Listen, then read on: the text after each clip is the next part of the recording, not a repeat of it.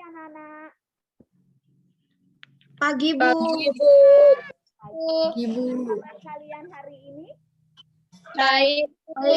Baik dan selalu baik ya. Semoga memang selalu baik sehingga bisa mengikuti pembelajaran hari ini dengan baik pula sampai akhir. Ya, baik anak-anak, seperti biasa sebelum pelajaran dimulai, mari kita berdoa sesuai dengan agama dan kepercayaan masing-masing agar apa yang menjadi tujuan pembelajaran kita hari ini dapat tercapai.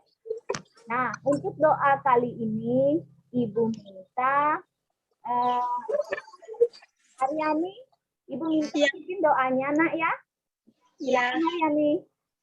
Menurut kepercayaan dan agama masing-masing, berdoa dimulai.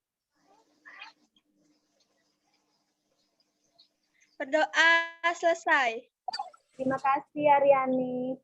Baik anak-anak, tadi Ibu sudah membagikan presentasi di Google Classroom dan semuanya sudah melakukan presentasi ya. Tidak ada yang absen. Terima kasih banyak anak-anak kalian antusias mengikuti pembelajaran kita hari ini. Baik anak-anak, sebelumnya Ibu mau tanya dulu. Siapa ini yang suka membaca? Saya, Bu. Oh, semuanya ya suka membaca. Anak-anak, kita harus budayakan membaca ya. Literasi itu penting anak-anak untuk menambah ilmu kalian. Ya, baik. Apa yang suka kalian baca? Apa yang baca sehari-hari? Apa? Buku fiksi, Bu. Fiksi, Bu. Oh, buku non fiksi ada juga. Ini katanya buku non fiksi. Indira, buku yang kamu baca buku fiksi. Contohnya, Nak, ada judulnya yang kamu apa? Dongeng. Dongeng, bagus itu. Salah satu judulnya kamu ingat, Nak? Si Kancil dengan Buaya, Bu. Oh, si Kancil dengan Buaya, bagus. Kalau Dini, katanya tadi baca buku non fiksi. Apa yang kamu baca? Ada Kancil yang bijak, Bu. Oh, itu masih fiksi, sayang. Ya, kalau non fiksinya, ada yang tahu? Buku pelajaran. Bu. Terima bagus, nah buku pelajaran itu namanya buku non fiksi. Nah, untuk kalian ketahui hari ini kita akan mempelajari tentang buku fiksi dan buku non fiksi, ya. Nah, tujuan pembelajaran kita hari ini anak-anak yang pertama, setelah mengikuti pembelajaran dengan pendekatan saintifik model problem-based learning, peserta didik dapat merinci unsur-unsur buku fiksi dan buku non-fiksi secara tepat, bertanggung jawab, dan kritis melalui platform Google Classroom dan Google Zoom. Yang kedua, setelah mengikuti pembelajaran dengan pendekatan saintifik model problem-based learning, peserta didik mampu membandingkan buku fiksi dan buku non-fiksi dengan tepat, teliti, kritis, dan bertanggung jawab dengan platform Google dan Google. Nah, itu tujuan pembelajaran yang akan kita capai hari ini. Ibu akan putarkan sebuah video buat kalian. Semoga video ini menarik buat kalian dan kalian dapat menemukan apa yang kita pelajari hari ini. Nah, anak-anak, dari sini kalian lihat, ini judulnya apa, Nak? Asal mula terjadinya Selat Bali. Sebelum Ibu putar, kira-kira ini fiksi apa non-fiksi? Fiksi.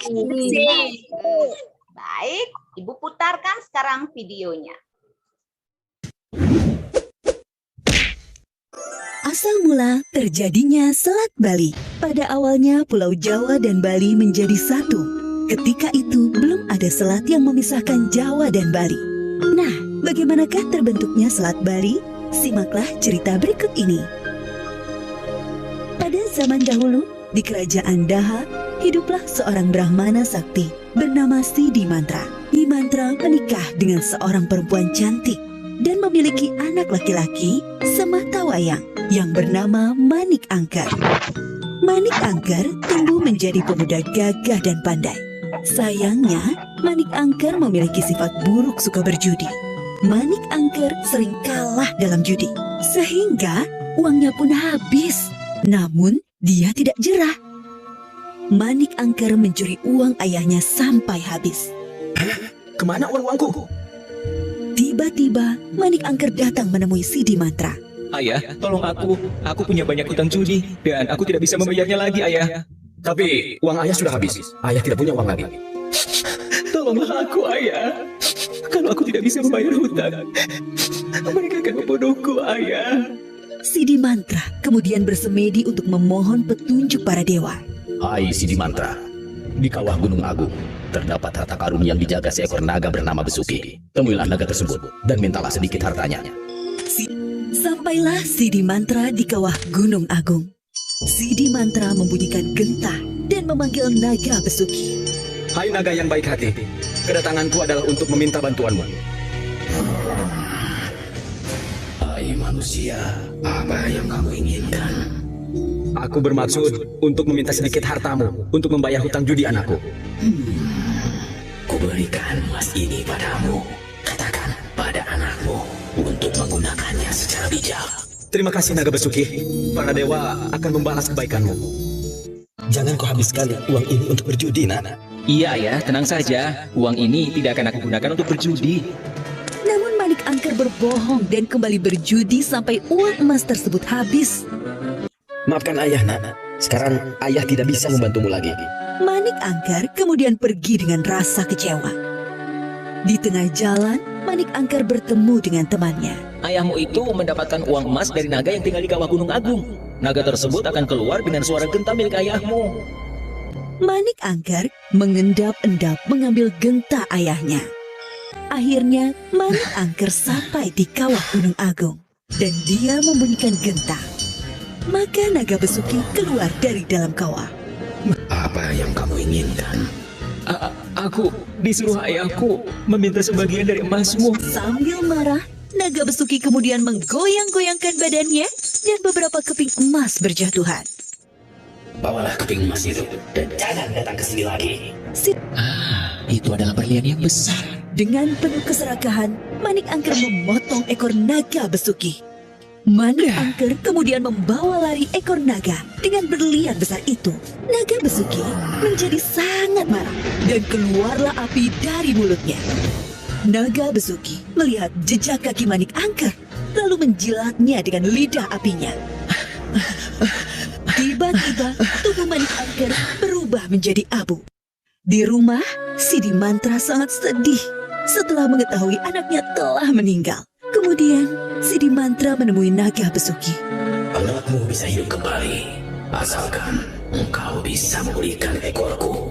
Dengan kesaktiannya, Sidi Mantra memulihkan ekor naga Besuki. Ekormu telah aku pulihkan. Sekarang tolong hidupkan kembali anakku. Naga Besuki menyembur debu dari Manik Angker. Lalu muncullah sosok Manik Angker. Maafkan anakku ini, ayah. Aku berjanji tidak akan mengulangi perbuatan burukku lagi, ayah. Ayah memaafkanku. Tapi kita tidak bisa hidup bersama lagi. Mulai sekarang, kamu harus hidup sendiri. Kemudian Sidi Mantra membuat garis dengan tongkatnya. Garis yang dibuat Sidi Mantra tiba-tiba mengeluarkan air. Air yang keluar semakin banyak, sampai akhirnya menjadi lautan. Lautan yang muncul ini menjadi selat dan memisahkan antara Pulau Jawa dengan Pulau Bali. Aku akan putarkan kembali video kedua. Ya, Bu. Sebelumnya, kalian perhatikan gambar ini. Nah, dari sampulnya kalian lihat gambar tentang Pahlawan. pahlawan. Menurut kalian ini fiksi apa non-fiksi? Non-fiksi. Non-fiksi. Baiklah. Sekarang Ibu akan putarkan videonya untuk kalian. Nama lengkap Ki Gusti Ngurah Rai adalah Brigjen TNI Anomerta Ki Gusti Ngurah Rai. Ia dilahirkan di Desa Carangsari, Petang, Kabupaten Badung, pada tanggal 30 Januari 1917. Ayahnya yang bernama Ki Gusti Ngurah Palung yang berprofesi sebagai manca atau jabatan setingkat camat. Sementara ibunya bernama Ki Gusti Ayu Homjang. Setelah menamatkan pendidikannya di HS Denpasar dan Mulo di Malang pada tahun 1936, Ki Gusti Ngurah Rai melanjutkan pendidikannya di sekolah kader di Gianyar, Bali. Pada masa pendudukan Jepang, Ngurah Rai bekerja sebagai intel pasukan sekutu di daerah Bali dan Lombok. Setelah Indonesia merdeka pada tahun 1945, pemerintah Indonesia memerintahkan I Gusti Ngurah Rai untuk membentuk TKR Sunda Kecil. Selanjutnya, ia kemudian diangkat menjadi komandannya dengan pangkat Letnan Kolonel I Gusti Ngurah Rai. Kemudian pergi ke Yogyakarta untuk konsolidasi dan mendapatkan petunjuk dari pimpinan TKR yaitu Jenderal Sudirman. Namun, sekembalinya dari Yogyakarta, Bali ternyata sudah dikuasai Belanda. Ini karena perjanjian Linggarjati di mana isinya Belanda hanya mengakui kedaulatan di Jawa, Madura, dan Sumatera. Sementara Bali tidak termasuk. Ini kemudian menimbulkan kekecewaan I Gusti Ngurah Rai. I Gusti Ngurah Rai yang diketahui memiliki pasukan yang bernama Jiung Wanara kemudian melakukan perlawanan sengit 18 November 1946. Pasukannya menyerang daerah Tabanan, Bali yang dikuasai Belanda, membuat satu detasemen pasukan Belanda menyerah. Belanda kemudian marah dan kemudian mengerahkan seluruh kekuatannya yang ada di Bali serta di Lombok untuk menggempur pasukan I Gusti Ngurah Rai. Kekuatan Belanda yang cukup besar membuat I Gusti Ngurah Rai dan pasukannya semakin terdesak dan bertahan di Margarana. Akhirnya I Gusti Ngurah Rai memerintahkan pasukannya untuk melakukan pertempuran terakhir. Pertempuran ini kemudian dikenal dengan nama Puputan Margarana atau pertempuran habis-habisan sampai mati. I Gusti Ngurah Rai bersama pasukan Jiung Wanara yang pimpin akhirnya gugur pada tanggal 20 November 1946 di Margarana, Bali. Pemerintah Indonesia kemudian membuatkan I Gusti Ngurah Rai nisan bersama dengan 1.372 pasukannya. Nisan ini dibuat di kompleks Monumen The Klein Sunda Eilanden Candi Marga Tabanan. Pemerintah Indonesia kemudian menganugerahkan gelar pahlawan nasional kepada I Gusti Ngurah Rai dan bintang Mahaputra serta kenaikan pangkat menjadi Brigjen TNI Anumerta. Atas jasa-jasanya tersebut, nama I Gusti Ngurah Rai diabadikan sebagai Bandara Udara Internasional di Bali, yakni Bandara I Gusti Ngurah Rai. Namanya juga banyak diabadikan sebagai nama jalan di banyak daerah di Indonesia. Nah, sudah ya. Nah, dia sudah perhatikan kedua video tadi. Yang pertama namanya video apa? Fiksi. Bagus. Yang kedua video? Nah, sekarang apa yang kalian temukan dari kedua video itu? Unsur video. Unsurnya. Unsur buku fiksi dan buku non fiksi. Kemudian apa lagi? Perbedaan dari kedua video itu. Nah, yang pertama Ibu tanyakan tentang unsur-unsur. Siapa yang mau menjawab? Unsur apa yang kalian temukan? Indira, Bu. Ya, silakan Indira. Yang lainnya silakan di-mute dulu. Video pertama yaitu video fiksi. Unsur-unsurnya. 1. Tema, asal-usul sebuah tempat. 2. Latar di Bali. 3. Tokoh Empu Sidi Mantra, Mani Angkeran, dan Naga Basuki. Alur maju. 5. Gaya bahasa personifikasi. 6. Amanat, jangan melakukan hal-hal buruk karena akibatnya pasti akan buruk. Video 2, non-fiksi, unsur-unsurnya. 1. Judul I Gusti Ngurah Rai. 2. Pengarang Iwayan Windio, Wayan Sudarto, dan Imade Sudarse. 3. Penerbit Udayana University Press. 4. Tebal halaman 150 halaman. 5. Isi tentang kehidupan I Gusti Ngurah Rai. 6. Amanat, hargailah perjuangan pahlawan dengan ikut mengisi kemerdekaan dengan pembangunan. Wah, luar biasa sekali ya, Indira sudah menemukan unsur-unsur dan perbedaan dari kedua video tersebut. Yang lainnya sudah menemukan juga unsur-unsurnya? Sudah. Mungkin ada perbedaan yang kalian temukan? Siapa yang mau berkomentar atau menjawab? Silahkan. Siapa? Prima. Oh iya. Unsur-unsur video fiksi pertama. Tema, asal-usul tempat. latar di Bali, tokoh Empu Sidimantra, Mani Angkera, dan Naga Basuki, alur-alur maju, gaya bahasa ternotifikasi, amanat jangan melakukan hal buruk. Maaf, Nak. Gaya bahasanya apa tadi? Ternotifikasi, Bu. Personifikasi. Personifikasi. Salah tulis, Bu. Oke. Silahkan dilanjutkan. Amanat, jangan melakukan hal buruk karena akibatnya akan buruk. Ya. Video kedua. Baik. Non-fiksi. Judul I Gusti Ngurah Rai, pengarang Iwayan Widya, Waya Sudarta, dan Imade Sudarsa. Ya. Penerbit Udayana University Press. Tebal halaman 150 halaman. Isinya kehidupan I Gusti Ngurah Rai. Iya, bagus anak-anak. Kalian memang hebat ya. Yang sekarang Ibu tanyakan, mengapa video pertama itu dikatakan fiksi anak-anak? Karena berupa dongeng, Bu. Karena berupa dongeng. Karena berupa cerita yang belum pasti kebenarannya. Betul seperti itu? Betul. Jadi, perlu kajian apakah itu memang benar adanya atau tidak. Nah, kemudian video kedua, kenapa disebut fiksi? Non-fiksi, Bu. Oh iya, video kedua bagus. Nah, Kalian menemukan kesalahan Ibu. Pita, tolong dijawab ulang, Nak. Kenapa? Karena cerita itu benar terjadinya. Karena cerita itu benar-benar terjadi. Melalui penelitian yang panjang, anak-anak. Tidak asal mendengarkan dari orang lain. Perlu kajian. Itu namanya buku non-fiksi. Seperti buku pelajaran kalian. Buku bahasa Indonesia, buku matematika, dan lain sebagainya itu perlu pengkajian. Tidak asal menulis orang-orang yang membuat buku itu. Betul seperti itu? Betul, Bu. Betul. Baiklah, Nana. Kalian sudah dapat menemukan apa yang kita pelajari hari ini. Nah, ini anak-anak. Dalam video itu sudah mengandung unsur-unsur buku fiksi. Itu video yang pertama. Ada temanya. Ada apa lagi? Ada latar, Bu. Ada latar. Ada alur. ada gaya, Benang. Iya. gaya bahasa. Betul, anak-anak. Nah, sedangkan unsur-unsur buku non-fiksi ada yang pertama.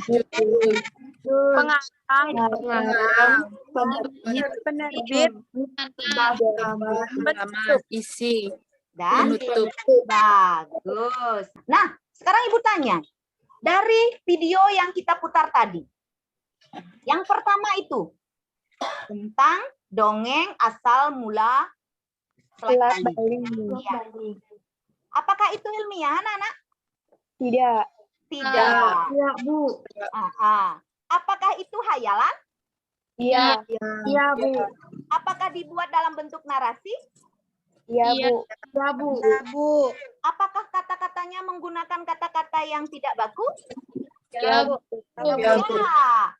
Maknanya tadi, konotasi apa denotasi? Konotatif. Kalian merasa terhibur tidak dengan mendengarkan video tadi? Rasa, Bu. Menghibur kita. Ya, memang tujuan dari dongeng itu adalah menghibur daripada pembacanya atau pendengarnya. Itu tujuan dibuatnya dongeng. Sedangkan yang kedua, yang kalian tonton tadi, itu sangat ilmiah. Perlu kajian yang mendalam. Kemudian dibuat dalam bentuk argumentasi.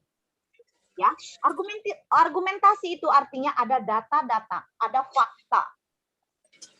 Itu arti argumentasi. Ya, menggunakan kata-kata yang baku. Tidak mungkin menjelaskan keadaan seorang pahlawan seperti Gusti Ngurah Rai. Kita menggunakan dengan bahasa-bahasa sehari-hari, bahasa gaul itu tidak mungkin, anak-anak. Ya, harus menggunakan bahasa yang baku. Nah, dengan adanya video tadi, kalian menambah wawasan tentang bagaimana sepak terjangnya pahlawan kita. Pahlawan dari Bali yang sangat kita cintai, Gusti Ngurah Rai. Nah, sudah ya? Sudah paham ya, anak-anak? Sudah, Bu. Yang ditanyakan? Baik. Untuk menambah pengetahuan kalian tentang buku fiksi dan non-fiksi, Ibu sudah unggah pranalanya di Google Classroom. Di sana ada bahan ajar tentang buku fiksi dan buku non-fiksi. Silahkan kalian pelajari di sana untuk menambah pengetahuannya. Ya? Iya, Bu. Baik, sekarang kita akan ke kelompok yang telah terbentuk untuk mengerjakan pranala LKPD. Ya. Soal yang ada di LKPD ini ada 2. Yang pertama, tolong dimatikan dulu ya. Tolong dimatikan. Ya. Soal di LKPD, Ibu berikan kalian 2 buah. Yang pertama itu, nanti kalian menemukan unsur-unsur yang ada dari sinopsis yang Ibu berikan. Ya.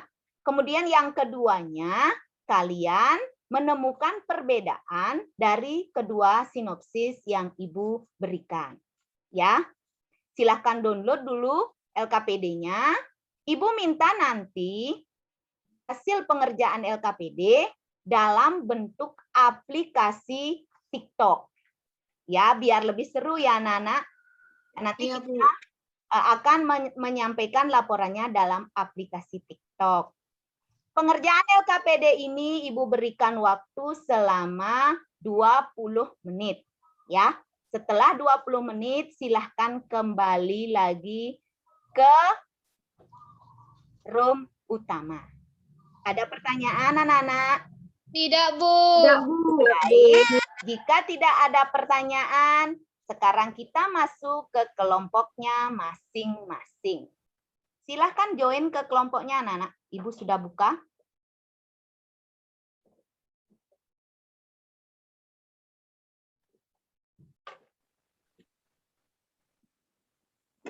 Sudah? Sudah semua grupnya masuk? Sudah, Bu. Nah, sudah. Dayuni belum, Bu. Siapa?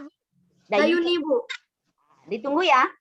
Ya, Bu. Nanti kalian silahkan kerjakan apa yang Ibu perintahkan, kerjakan dengan baik dan tetap bekerja sama. Ya. Nanti kalau sudah selesai, kita kembali ke room utama. Ya. Iya, Bu. Di room ini Ibu akan menuju ke room 2. Halo anak-anak. Halo, Bu. Sudah mulai mengerjakan? Sudah. Sudah. Ada kesulitan? Tidak, Bu. Baiklah. Sudah siap dengan aplikasi TikTok-nya? Sudah. Jadi kalau sudah selesai aplikasi TikTok-nya, nanti kirim ke WA Ibu ya. Iya, Bu. Terima kasih anak-anak. Ibu ke ruang 3 dulu ya, menanyakan temannya apa sudah siap dengan TikTok-nya. Iya, Bu. Halo kelompok 3. Halo, Ibu. Sudah selesai mengerjakan? Sudah. Ada kesulitan? Ya, Bu. Ya, di mana? Kesulitannya di mana? Karena nggak punya TikTok, Bu. Oh, nggak punya TikTok. Oh, nggak ada aplikasi TikTok-nya. Tidak apa-apa, Nak. Nanti kalau tidak ada aplikasi TikTok-nya, kalian jawab secara lisan maupun tertulis saja. Ya, tidak memaksa, Ibu. Ya? Ya. Ya, Bu. Yang tidak punya aplikasi TikTok tidak mau belajar kan tidak berarti seperti itu. Ya. Nah, baiklah. Ibu rasa waktunya sudah cukup. Kita kembali ke room utama. Ya, lah. Sudah semuanya masuk room? Sudah. Sudah, Bu. Baiklah, selamat datang di pertemuan kita kembali anak-anak. Sekarang kita akan mempresentasikan apa yang menjadi tagihan dari LKPD. Nah, dari 3 kelompok yang ada, kelompok mana yang mau mempresentasikan terlebih dahulu? Saya, Bu. Siapa? Prima. Ya, silakan Prima dari kelompok 3 ya. Iya, Bu. Oke, silakan Prima. Yang lainnya, silakan dengarkan baik-baik. Kalau ada sanggahan atau masukan, nanti disampaikan ya. Silakan Prima. Video pertama, tema keputusan orang tua. Unsur-unsur video bahasa Indonesia. Video pertama, 1. Tema keputusan orang tua Kebo Iwe. 2. Latar di Bali.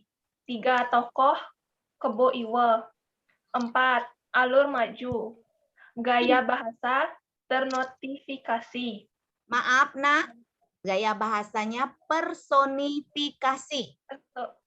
Gaya bahasa personifikasi. Oke, ya. Berpikirlah sebelum bertindak, karena penyesalan selalu datang di akhir. Video kedua, judul Muhammad Hatta, pengarang Dr. Della Noer, penerbit Kompas. Tebal halaman 182 halaman. Isi cerita kisah hidup Muhammad Hatta. Penutup tugas kita adalah menghargai pengorbanan perjuangan kemerdekaan. Iya, bagus sekali ya jawaban Prima. Mungkin yang lainnya ada yang mau menanggapi? Dari kelompok 2 tidak, Bu. Dari kelompok 2 tidak ada tanggapan. Kurang lebihnya sama jawabannya ya? Ya, Bu. Oke, baiklah. Terus kelompok 2 mau menyampaikan hasil laporannya dengan TikTok atau dengan dibacakan? Dengan TikTok, Bu. Oke, dengan TikTok.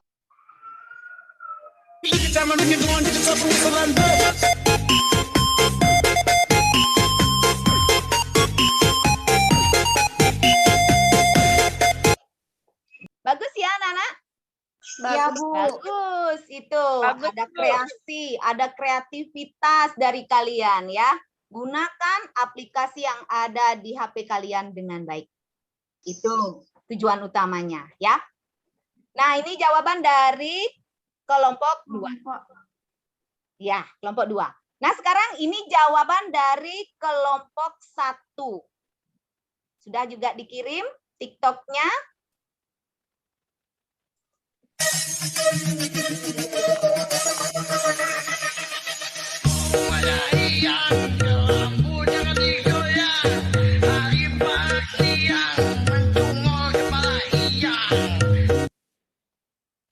Nah, sudah ya, Nak? Asik ya? Bu. Asik ya? Iya, Bu. Asik. Jangan hanya menggunakan aplikasi untuk hal-hal yang tidak berguna. Ya, gunakan hal-hal yang ada di HP kalian untuk menambah ilmu pengetahuan kalian ya. Luar biasa untuk kalian bertiga, kelompok 1, kelompok 2, kelompok 3. Ya, tepuk tangan anak-anak. Luar biasa ya, kalian memang anak-anak yang luar biasa. Apapun yang Ibu berikan, tugas apapun yang Ibu berikan, kalian bisa menjawabnya. Bagaimana? Sudah capek? Belum. Belum ya? Belum Capek. Masih perlu ice breaking ini, apakah kita langsung ke kuis untuk menambah semangat kalian? Kuis saja, Bu. Kuis saja. Baiklah, kita ke kuis saja. Tadi Ibu sudah bagikan pranala kuisnya. Silakan lihat di WA Group. Sudah dilihat di sana? Sudah ya? Sudah, Bu. Baiklah. Sekarang kita akan membuka kuisnya. Ini kodenya 048245. Oh iya, Bu. Ya, coba di join Nana. Sudah, Bu. Sudah masuk. Prima, Novita, Sriwayuni, Dayuni, Siska, Silvina, Aryani, Indira, Amanda. Oke?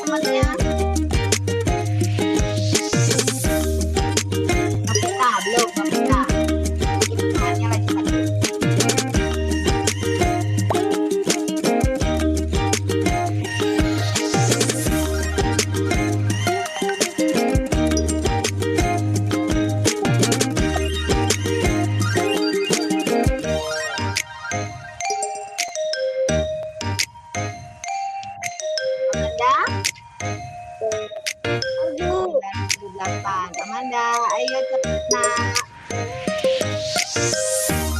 98%, lagi sedikit.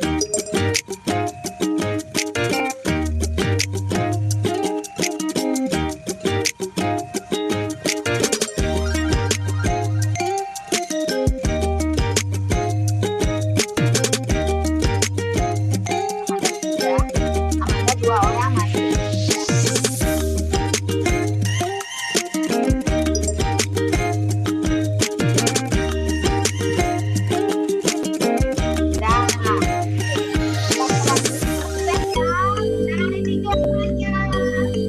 Amanda, Aryani, terima. Ya, semua sebenarnya 100 tadi karena mungkin kecepatannya kurang ya. Selamat ya anak-anak. Nah, kalian sudah paham apa yang dipelajari hari ini. Ibu stop ya.